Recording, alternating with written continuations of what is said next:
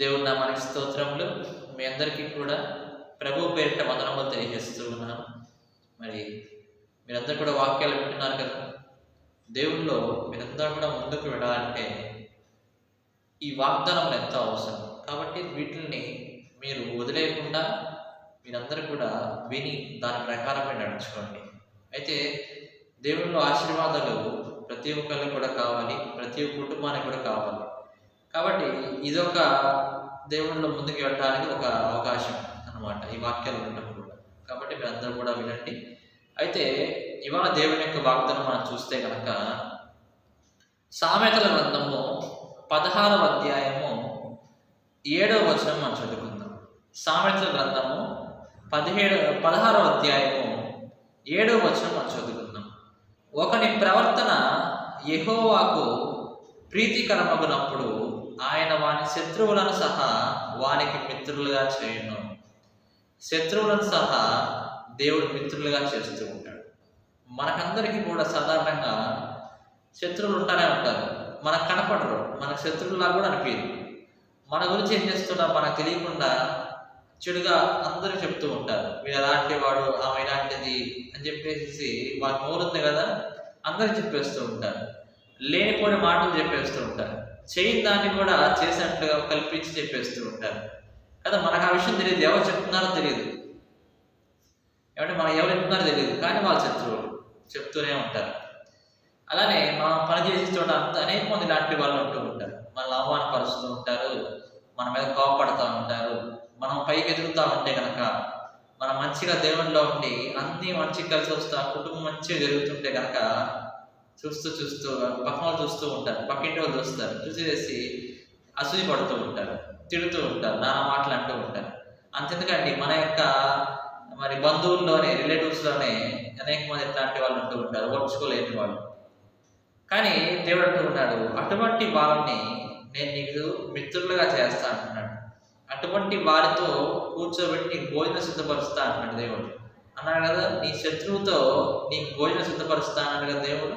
అట్లాగా నీకు ఎవరైతే విరోధులుగా ఉన్నారో ఏమండి వాళ్ళతో దేవుడు చేస్తూ ఉంటాడు, నీకు భోజనంలో సిద్ధపరుస్తూ ఉంటాడు, వాళ్ళని మిత్రులుగా చేస్తూ ఉంటాడు. అయితే ఉదాహరణగా మరి ఒకటి చెప్తాను. ఒక అబ్బాయి ఉన్నాడు, మంచిగా నీతిపరుడు, నిజాయితీగా ఉంటాడు, దేవుళ్ళు మంచిగా ఎదిగేవాడు. అయితే ఆ అబ్బాయికి సాఫ్ట్వేర్ కంపెనీలో ఇంటర్వ్యూ జరిగింది. ఇంటర్వ్యూ జరిగిన తర్వాత అబ్బాయి సెలెక్ట్ అయ్యాడు. ఆ అబ్బాయితో పాటు ఇంకా 3 అబ్బాయిలు, అంటే మొత్తం 4 అబ్బాయిలు సెలెక్ట్ అయ్యేసి వాళ్ళు జాబ్ చేస్తూ ఉన్నారు. అయితే ఆ 4లో ఒక అబ్బాయికి, ఆ 3లో ఒక అబ్బాయికి కొంచెం ఏదైతే సబ్జెక్ట్ అక్కడ ఆ జాబ్ ఏంటిదని, సాఫ్ట్వేర్లో ఏమేమి చేస్తారా అనేది కొంచెం అవగాహన ఉంది ఆ అబ్బాయికి. అయితే వీళ్ళకి ట్రైనింగ్ ఇస్తున్నారు నలుగురికి ఒకళ్ళు పెద్దవాళ్ళు ఉండేసి ట్రైనింగ్ ఇస్తూ ఉన్నారు. అయితే ఈ ట్రైనింగ్లో మొదట కొన్ని రోజులు ఈ అబ్బాయి ఉన్నాడు కదా, కొంచెం తెలుసుకొని వచ్చిన అబ్బాయి, ఈ సాఫ్ట్వేర్ అంటే ఏంది, ఏం చేస్తారని తెలుసుకొని వచ్చిన అబ్బాయి. ఈ తెలుసుకొని వచ్చిన అబ్బాయి ఈ నీతిగా ఉండే అబ్బాయిని ఏం చేస్తూ ఉన్నాడంటే కొంచెం కించపరుస్తూ ఉన్నాడు, నవ్వులాటగా ఉన్నాడు. నాకు సబ్జెక్ట్ వచ్చు అన్నట్టు గర్వంతో అబ్బాయి మీద చూపిస్తూ ఉన్నాడు, నీకేమి రాదు అన్నట్లుగా అంటూ ఉన్నాడు. అయితే ఈ నీతిగా ఉండే అబ్బాయి కొంచెం డౌట్ లేదని అడిగాడు అనుకోండి, ఆ అబ్బాయి అసలు చెప్పట్లేదు, నవ్వుతా నీకు ఇది కూడా తెలియదా, ఇది కూడా రాదా అన్నట్లుగా కించపరుస్తూ ఉన్నాడు. అయితే కొన్ని రోజులు అయిపోయిన తర్వాత ఈ ఎవరైతే నీతిగా నిజాయితీగా ఉన్నాడో ఆ అబ్బాయి పైకి రావడం మొదలైంది. దేవుడు ఆ అబ్బాయికి ఆశీర్వదించడం మొదలుపెట్టాడు. దేవుడు అబ్బాయిని దీవించడం మొదలుపెట్టి చివరికి ట్రైనింగ్ అయిపోయిన తర్వాత ఎవరిలో ఎక్కువ జ్ఞానం ఉన్నది అని చెప్పేసి ఒక ఇంటర్వ్యూ పెట్టారు, టెస్ట్ పెట్టారు. ఎవరిలో ఎక్కువ జ్ఞానం ఉంది, ఇప్పుడు నేర్పించిన అన్నింటిలో ఎవరిలో ఎక్కువ జ్ఞానం ఉంది అని టెస్ట్ పెడితే కనుక ఈ నీతిగా న్యాయంగా ఉండే అబ్బాయి టాప్లో వచ్చాడు. ఎవరైతే కనుక అబ్బాయిని కించపరిచాడు, ఒక అబ్బాయి ఉన్నాడు కదా, ఆ అబ్బాయి లాస్ట్ ప్లేస్లో ఉన్నాడు. ఉండేసేసి ఏమంటున్నాడు, ఈ అబ్బాయి నాకు డౌట్ అడుగుతున్నాడు, నీతిగా న్యాయంగా ఉండే అబ్బాయిని ఇక పలానా చెప్పవా, నాకు అర్థం కావాలో చెప్పవా అని చెప్పి అడుగుతూ ఉన్నాడు. ఆ అబ్బాయి పర్లేదు నేను చెప్తానని చెప్పేసి చాలా మంచిగా నీతిగా ఉంటాడు కదా అట్లా చెప్తూ ఉంటాడు. అట్లాగా మనల్ని చాలామంది కూడా ఏం చేస్తుంటారండి, నవ్వులాటగా మాట్లాడుతుంటే మనకి రాదంటూ ఉంటారు కదా. మనము మన ప్రవర్తన ఎలా ఉండాలంటే ఆ టైంలో అటువంటి సమయాల్లో మీ ప్రవర్తన చాలా జాగ్రత్తగా కాపాడుకోవాలి. వాళ్ళని తిరిగి ఒక మాట అనకూడదు మీరు. తిరిగి వాళ్ళు మరలా తిట్టకూడదు. వాళ్ళు నాకు ద్రోహం చేశారని నేను కూడా సేమ్ చేస్తాను అని చెప్పి చేయకూడదు కదా.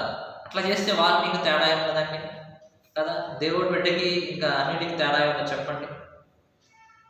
అలాగా డిఫరెన్స్ ఉండాలంటే కనుక మీరేం చేయాలి, వాళ్ళు చెప్పినట్టుగా మీరు చెప్పకూడదు. కాబట్టి వాళ్ళు ఏదైతే నీకు కీడు చేస్తారో వాళ్ళని తిరిగి చేయకూడదు. ఇందాక కథ చెప్పాను, ఒకటి స్టోరీలా చెప్పాను, కథ ఒకటి చెప్పాను. దానిలో మరి ఆ చివరికి ఎవరైతే కనుక కొంచెం సబ్జెక్ట్ వచ్చు ఆ అబ్బాయి మొదట్లో కొంచెం కించపరిచారని చెప్పాడు కదా, ఆ అబ్బాయి ఈ నీతిగా ఉండే అబ్బాయి డౌట్లు అడిగాడు. పలానా నాకు అర్థం కాలేదని అడిగినప్పుడు చాలా మంచిగా చెప్తూ ఉన్నాడు. ఆ టైంలో ఆ అబ్బాయి ఓహో స్టార్టింగ్లో నాకు చెప్పలేదు కదా, స్టార్టింగ్లో నేను అడిగిన వాటికి చెప్పకుండా నన్ను బాగా కించపరిచాడు, నేను నీకు చెప్పను అని చెప్పి చెప్పలేదు. సరే నేను చెప్తాను అని చెప్పేసి యాక్సెప్ట్ చేసి చాలా మంచి వేలో చెప్పాడు. అట్లా మనం ఉండాలి కదా. అట్లాగా చేస్తున్నప్పుడు మన ప్రవర్తన ఎలా అవుతుందంట, దేవుని దగ్గర ప్రీతికరంగా అవుతుందంట. ఇందా మనం చదువుకున్నాం ఆ వాక్యం మాట. ఒకటి ప్రవర్తన యెహోవాకు ప్రీతికరం అన్నప్పుడు ఆయన ఏం చేస్తాడంట, మన శత్రువులు సహా ఏం చేస్తాడు, మిత్రులుగా ఆయన మనం చేస్తాడు. కాబట్టి మన నోరు మనం ఏం చేయాలి, జాగ్రత్త కాపాడుకోవాలి. మన నీతిని మన ధర్మాన్ని మనం జాగ్రత్తగా కాపాడుకోవాలి. ఎందుకు అంటే ఒకనొక రోజున దేవుడు లెక్క చెప్పాల్సి వస్తుంది. జడ్జిమెంట్ డే అంటారు. ఒకనొక రోజున దేవుడు లెక్క చెప్పాలి, నువ్వు ఎన్ని పాపాలు చేసావు, నువ్వు ఎన్ని పుణ్యాలు చేసావు అని చెప్పి. వాటిలో ఈ నోటి మాట ద్వారా చేసిన కూడా యాడ్ అవుతూ ఉంటుంది కదా. కాబట్టి మనం ఏం జాగ్రత్తగా ఉండాలి. ఒక్క మాట అన్నామంటే కనుక ఏమంటే వాళ్ళు తిరిగి ఒక మాట అన్నామంటే వాళ్ళు ఇంకో 10 మాటలు అంటారు. ఇక్కడ ఎవరు తప్పు ఉన్నది, ఇద్దరు తప్పు ఉన్నది. మన ఇద్దరు తప్పులు ఆ దేవుడికి కనపడకూడదు, అతని తప్పు మాత్రమే దేవుడికి కనపడాలి. నువ్వు ఎలా ఉండాలి, సైలెంట్గా ఉండాలి, దేవుడే చూసుకుంటాడు కదండి. మరలా నిన్ను దేవుడు బాగు చేసిన తర్వాత, నీకు మిత్రులుగా చేసిన తర్వాత మరలా నువ్వు వాళ్ళు నాకు చేశారు కదా, మొన్న వాళ్ళు నాకు చేశారు కదా, నేను మళ్ళీ వాళ్ళు చేయాలి ఇట్లాగా అని చెప్పి నువ్వు అనుకోకూడదు. మళ్ళీ కథ మొదటికి వస్తారు అనుకుంటే కదా. కాబట్టి దేవుని దగ్గర మన ప్రవర్తన ఎలా ఉండాలంట, చాలా ఇష్టంగా ఉండాలి. ఆయన చూసి ఇష్టపడాలి. ఎంత మంచివాడు, ఎంత నీతిపరుడు, ఎంత న్యాయంగా ఉంటున్నాడు, ఎంత మర్యాద ఇస్తున్నాడు అందరిని కూడా అని దేవుడికి ప్రీతికరంగా అనిపించినప్పుడు, సరే ఇతనికి శత్రువులు ఎవరైతే ఉన్నారో వాళ్ళందరినీ తీసేసి ఇతని మిత్రులుగా చేస్తాను, ఇతనికి ఎంత పనిచేసేలా చేస్తాను అని చెప్పి దేవుడు తలచి ఆలోచించి శత్రువులను సహాయం చేస్తాను, నీకు మిత్రులుగా ఆయన చేయవాడుగా ఉంటున్నాడు. దేవుడి మరి యొక్క వాక్యాన్ని దేవుడు దీవించి ఆశీర్వదించిన కాక. ఆమేన్.